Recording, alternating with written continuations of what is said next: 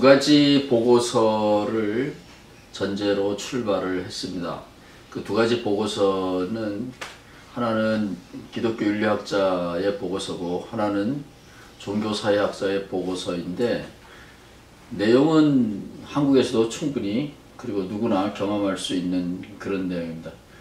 첫 번째 그 윤리학자 사이더의 고발은 남녀노소 불문하고 성령 체험을 한 사람들이 전혀 그렇지 않는 세상 사람들과 가정생활, 사회생활, 학교생활 면에서 조금도 다를 바 없다는 도덕적 불량품이라는 판정이 났고 그것이 책으로 나왔는데 사실 이것은 제가 이미 20년 전에 사이더 보고서보다 먼저 나온 거죠.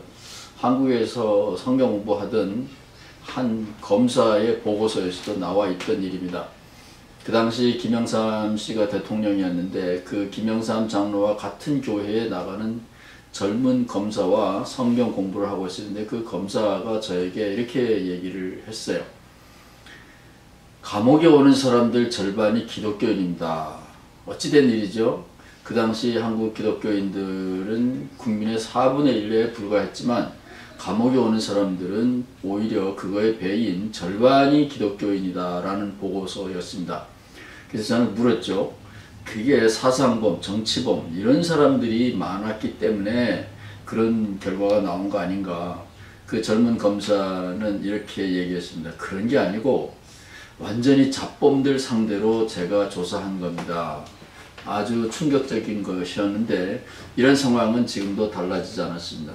두 번째 보고는 바로 USC의 종교사회학자 밀러의 보고인데 미국 개신교의 큰 교회를 좌지우지하고 있는 이런 목회자들은 사실상 정규 신학 교육을 받지 않은 사람들이다라는 놀라운 보고서가 나왔고 이것은 요즘도 한국 교계에 큰 도전이 되고 있는 신천지, 옛날에 한국 교계를 뒤흔들던 통일교나 JMS 이런 지도자들이 늘 비아냥거리면서 하던 얘기죠.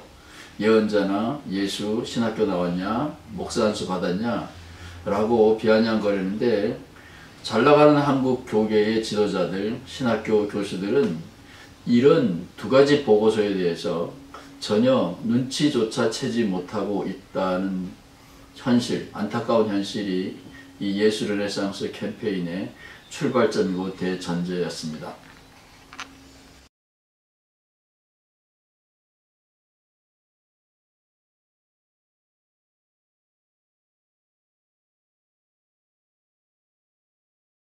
예, 개신교의 신학 원리, 소위 솔라피데, 오직 믿음으로 이것이 개신교의 으뜸가는 신학 원리인데 원래는 이 예수 르네상스 캠페인의 핵심은 신학교육 다시 하기, 신학적인 사고 다시 하기 그런 거였기 때문에 거기 대안에다가 초점을 맞추려고 했지만 한국 교계의 현실이 문제의 뿌리를 제대로 이해하지 못하고 있다라는 안타까운 현실을 제가 자꾸만 주목하면서 대안을 얘기하기 전에 문제의 원인 진단, 파악에 조금 더 시간을 보내려고 합니다. 그래서 오늘은 개신교의 핵심은 믿음으로 구원받는다. 오직 믿음으로. 이 솔라피데인데 이것에 대해서 좀 얘기하려고 합니다. 이것이 지금 지구촌 개신교회 한국만이 아니라 전반적으로 지구촌 개신교회가 침몰하고 있는데 이것의 근본적인 원리는 그 신학 자체가 문제가 있어서 그런 것이기 때문에 이것에 대해서 얘기해 보려고 합니다. 폴 틸리라고 하는 신학자는 이렇게 정리를 했죠. 캐톨릭과 비교해서 개신교회는 신학적인 원리가 내용적인 원리가 있고 형식적인 원리가 있다. 형식적인 원리를 먼저 말하면 캐톨릭에는 교황이 있듯이 개신교회는 성서가 있다. 그래서 캐톨릭에서는 캐톨릭에서는 교황 무호서를 얘기하고 개신교에서는 성서 무호서를 얘기하고 오직 성서로만 교황이 아니다라는 말이죠. 이런 것이 형식적인 원리고 내용으로 들어가면 캐톨릭에는 이 성직자들이 집전하는 각종 성례전 성례전에 매직 파워를 부여하는데 개신교회에서는 그 대신에 신앙 고백, 믿음 여기에다가 매직 파워를 부여하고 이것이 개신교와 캐톨릭의 드러난 차이라고 말할 수 있습니다. 그러나 내용적으로 보면 거기에는 무오설이 있고 매직, 미신적인 주술이 있고 그런 면에서 루터가 바벨론 포로, 곧 교황의 포로가 된 기독교를 구원하려고 출발은 잘했지만 결과적으로 똑같은 포로 상황으로 몰고 간 불행한 결과가 나왔다고 할 수 있습니다.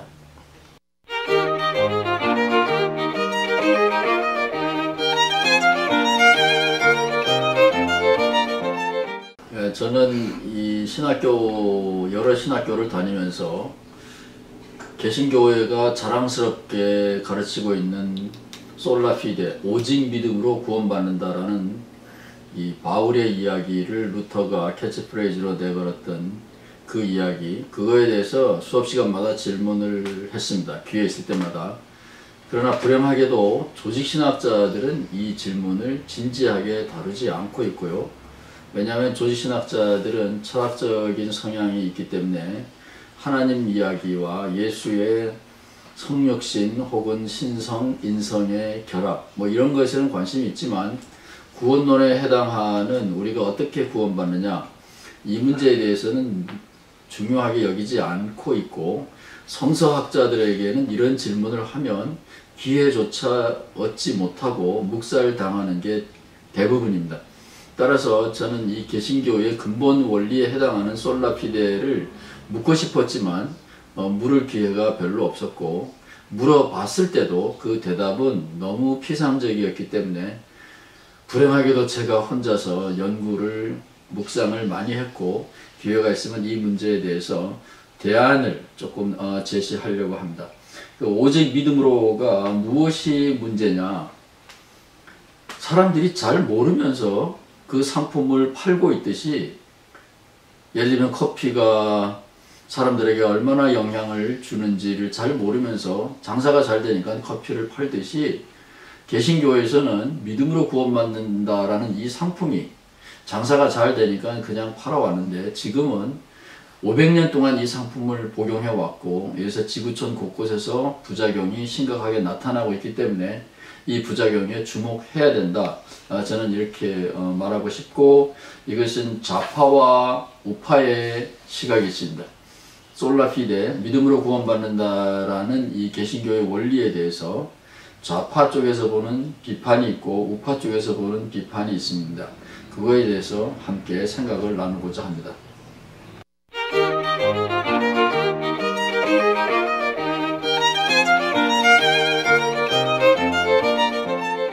우파나 좌파는 형식적인 구분이죠. 우연히 자리가 그렇게 돼서 나온 것입니다. 그렇지만 제가 여기서 우파라고 말하는 로마 캐톨릭의 비판을 말하는데 로마 캐톨릭에서는 개신교를 보다 신중심적으로 보다 성서 중심적으로 나아가야 된다라는 비판이기 때문에 개신교에 대한 캐톨릭의 비판은 당연히 우파의 비판이라고 일컬을 수가 있고요. 좌파의 비난은 이거는 저의 고유한 입장이라고 말할 수가 있습니다. 우선은 우파의 비판, 캐톨릭의 비판을 설명드리겠습니다. 이것은 아주 최근에 제가 페이스북을 통하여 알게 된 정보인데요.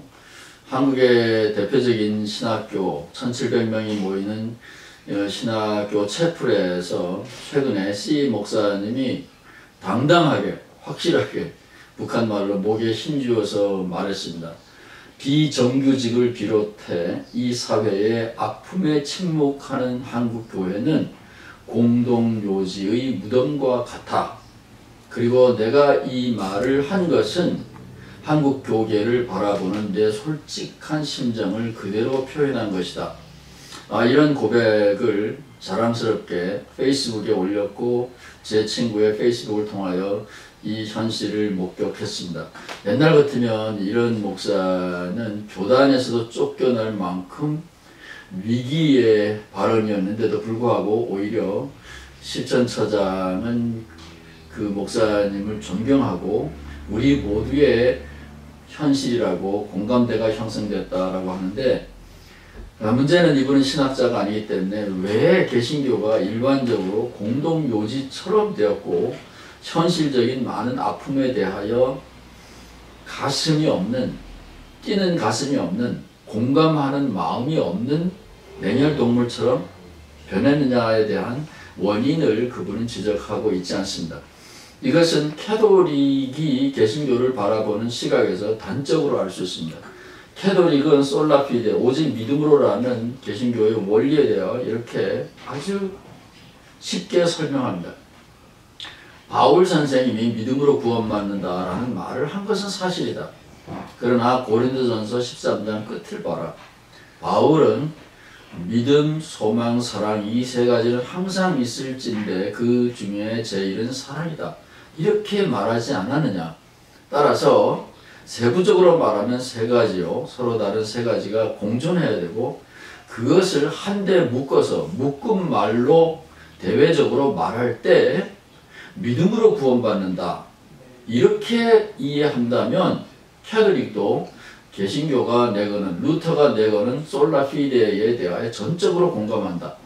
그러나 세부적으로 들어가서 이웃에 대한 하나님께 대한 충성과 사랑의 행위가 없는 퍼블릭 체리티, 신앙적인 헌신이 없는 믿음, 입으로만 종알되는 그 믿음으로 구원받는다라고 개신교가 가르치고 그것이 루터의 그것이 바울의 생각이라고 가르친다면 캐톨릭은 한사코 아니다. 사랑의 행위가 뒤따르지 않는 믿음은 야고보가 말한 대로 죽은 믿음이라고 하는 것은 이미 성서에도 나와 있는 고발인데 개신교가 바울을 오해하고 있고 루터가 바울을 오도하고 있다라는 것이 캐톨릭의 비판입니다. 다시 말하면 캐톨릭이 보는 비판은 no heart, 개신교는 따뜻한 이웃을 사랑하는 하나님에 대해 충성하려고 하는 그런 마음이 없는 종교를 가르치고 있다는 게 솔라피데를 바라보는 캐톨릭의 시각입니다. 이것은 목사들이나 개신교 신학자들이 심각한 도전으로 받아들여야 됩니다.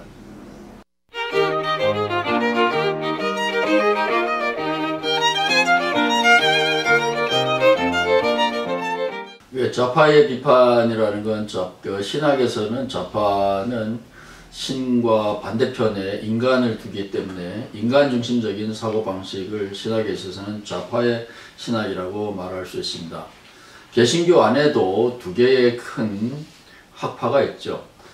인간의 이성을 거부하고 신중심적인 생각에 집착하는 소위 근본주의, 보수파적인 학파가 있고 진보적으로 인간을 존중하는 인간의 지성적인 활동을 높이려고 하는 학파들이 몇몇이 있어 왔습니다.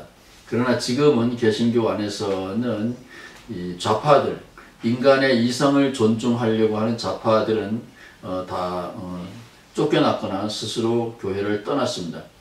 캐톨릭 안에는 인텔렉추얼리즘이라 그래가지고 인간의 지성을 자연적인 인간의 지성을 높이 평가하고 그 자리를 확실하게 매김하는 깊은 전통이 있는데 개신교에는 불행하게도 솔라피데라고 하는 사고방식이 자리를 차지하면서 인간을 존중하는 그런 성향은 약화되었습니다. 인간의 전적 타락이 전면에 나서면서 인간의 이성 활동을 무시하는 것이 마치 개신교의 전통인 것처럼 되었고 이것은 불행한 일이라고 말할 수 있습니다. 그러나 이 예수 르네상스를 제가 말하고 싶은 것은 예수님이 만약에 신중심적이냐 인간중심적이냐 둘 중에 하나의 선택을 강요받았다면 예수님은 하나님의 10계명 중에 하나인 제4계명 안식일의 주인이 중심이 하나님이 아니라 사람이라고 과감하게 공개적으로 천명한 것이 예수님이라고 한다면 그런 예수님은 오히려 나는 좌파다라고 분명히 자신의 입장을 밝혔을 거라고 저는 확신합니다. 따라서 개신교 안에는 캐톨릭과는 달리 인텔렉추얼리즘의 자리가 약화되었고 최근에 들어와서 교계의 지도자들, 신학교의 이사진들이 보수화되면서 진보적인 성향, 자유주의적인 성향, 인간의 이성을 존중하려고 하는 학파들이 대거 물러났다라고 하는 슬픈 현실을 지적할 수 있습니다. 그런 의미에서 이 좌파의 입장에서 본다면 캐톨릭 우파에서 보는 솔라피데보다 솔라피데의 부작용은 훨씬 더 심각합니다. 노 하트가 아니라 솔라피데 입장에서 보면 예수 르네상스 입장에서 보면 솔라피데는 노 브레인, 생각하지 않는 신앙을 만들어 온 것입니다. 개신교회의 조직신학의 서두에는 언제나 이 방법론적인 고찰이 나옵니다. 물론 엉터리 신학교에서는 안 가르치지만 제대로 된 신학교에서는 계시냐 이성이냐, 신앙의 자리는 무엇이며 인간의 이성의 자리는 무엇이냐, 반드시 조직신학 서두에 이 질문은 나옵니다. 이 질문을 던지게 되면 신학교 학생들도 찬반, 양론으로 좌파, 우파로 나누어지게 되죠.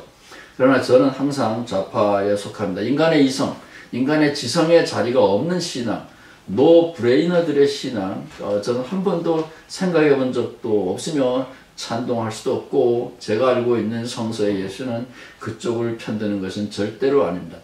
따라서 개신교인들의 생활이 도덕이 왜 이렇게 파탄이 났느냐라는 우후죽순격의 고발은 개신교회의 병의 뿌리를 놓치고 있는 것, 잘 못 알고 있는 겁니다. 개신교의 핵심에 솔라피데가 있는 한 개신교인들이 생각하는 것을 존중하지 않기 때문에 개신교인들은 스스로의 병을 고쳐나갈 수가 없습니다. 솔라피데 믿음을 강조하게 되면 레셔널리즘, 인텔렉추얼리즘, 지성적인 활동을 처음부터 차단해버립니다.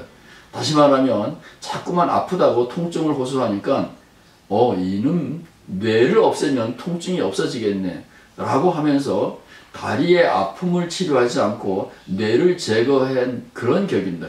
따라서 개신교회의 솔라피데는 출발점의 의도는 좋았지만 결과적으로 지금 500년이 지난 지금에 와서 뒤돌아보면 인간의 뇌를 제거해 버린 격이라고 말할 수가 있고, 따라서 개신교회의 병폐는 매우 심각합니다. 이것이 르네상스, 예수 르네상스라는 기독교 좌파 입장에서 보는 개신교회의 신학 원리, 솔라피데를 보는 진단입니다. 이것은 매우 심각한 원인 진단이라고 볼 수가 있고, 개신교가 살아남기를 희망하는 모든 사람들은 이 문제를 진지하게 생각해야 됩니다. 많은 사람들은 기독교인들의 언행일치가 없다. 말은 잘하는데, 신앙은 바로 하는데, 성경 이해는 잘하는데 실천이 따르지 못하여서 그렇다라는 매우 안이한 생각에 빠져 있습니다. 저는 그 반대입니다. 행동은 제대로 하고 있다. 엉터리로 믿고 있기 때문에 엉터리로 행동하고 있다. 문제는 생각이 똑바로 서야 된다. 처음부터 바로 믿어야 된다. 성경을 바로 이해해야 된다. 바울 선생님을, 예수님을 바로 이해해야 된다. 이 지적인 수리 작업, 이것이 선행되지 않으면 행동, 그 뒤에 따라오는 행동이 개선되는 것은 불가능하다. 루터나 예수님이 좋아하는 말이 있습니다. 나무가 선해야 열매가 선하다라는 건데, 선한 나무라는 것은 사고 방식, 생각하는 힘, 거기서부터 시작되어야 된다고 저는 확신합니다.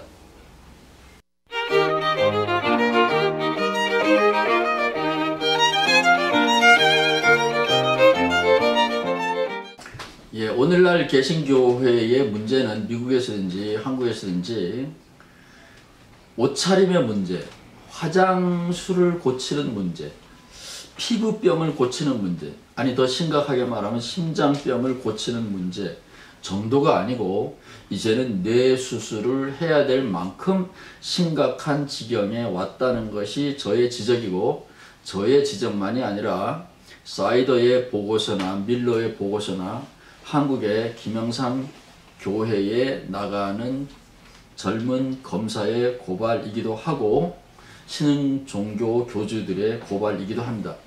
그럼에도 불구하고 저는 희망을 가지고 살고 싶습니다.